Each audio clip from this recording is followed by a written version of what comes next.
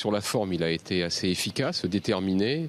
Il a martelé ces deux messages qui étaient, pour résumer, tout ce que j'ai fait était à l'époque légal et moralement c'est aujourd'hui condamnable, donc je ne referai plus. Après, dans le détail des soupçons qui pèsent sur lui, c'est vrai qu'il n'a pas été très loquace et les questions demeurent.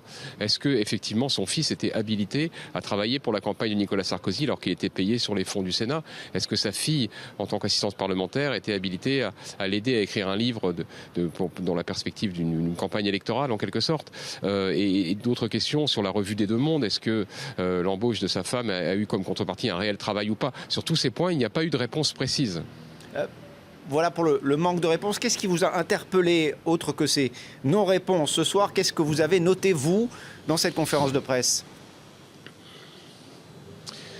C'est que François Fillon, ayant attendu énormément, beaucoup trop sans doute, pour répondre un petit peu et se présenter devant les Français en donnant quelques éléments concrets.